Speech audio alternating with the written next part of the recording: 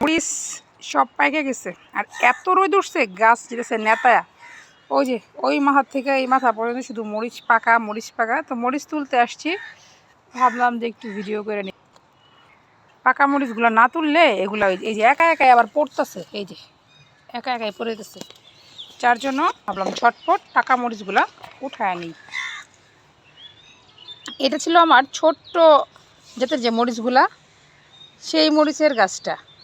তো মজার বিষয় কি, এই মরিচের গাছটা আমি এই ছোট্ট যে মরিচ এই ছোটো ছোটো গুড়ি মরিচগুলা, এই মরিচ গাছটা আমি সীমাদের এখান থেকে বিচিয়ে আনছিলাম, বিচিয়ে আনিয়া লাগাইছি। তো 2টা গাছ হয়েছে।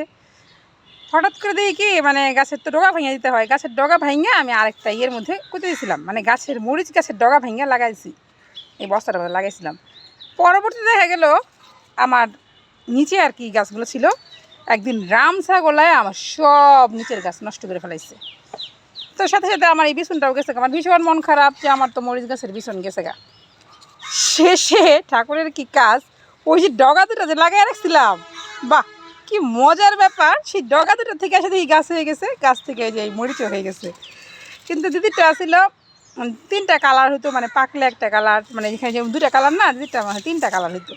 সেইটা আমার এনে হয় না, আমার এনে সবুজ আর পাকলে যে লাল, এইটাই হইতেছে। মানে আরেকটা যে মাঝখানে হলুদ কালারটা, সেটা আমার এখান থেকে গেছে গা, হয়তো মাটি ভেদে।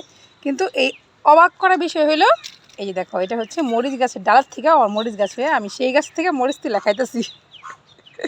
মানে কয় না যে ঈশ্বর কাউকেই ঠকায় না। যেহেতু আমার গাছটা ছাগলে খাওয়া ফেলাইছে, আমার এত মন খারাপ হলো, অবশেষে এসে দেখি যে না, ঈশ্বর আমার জন্য সেটা ঠিক রাইখা দিছে। তো এটা কিন্তু ভীষণ ভাল লাগে, যখন কোনো কিছু নিরাশ হয়ে যাই আমরা, তখন সেইখান থেকে একটা আশার আলো ফুইটা উঠে। এই দেখো আমার কাছে এখানে রুয়েলা বলে, রুয়েলা ফুল। এই যে সাদাটা রৌদ্রের খরায় ভিতরের লালটাও কমে গেছে আর কি।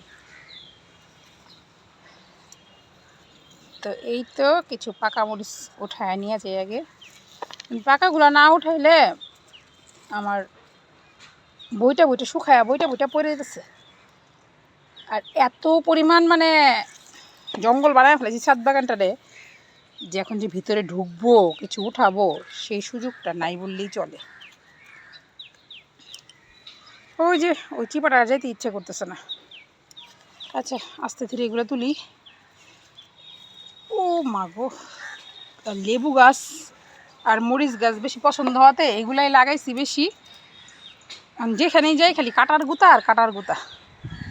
এই দেখো লেবুগুলোও নেতা যেতেছে একদম, উনি তো পাইকেই যেতেছে, পাইকা তো পইরাই যাব, উনি পেকে যাচ্ছে।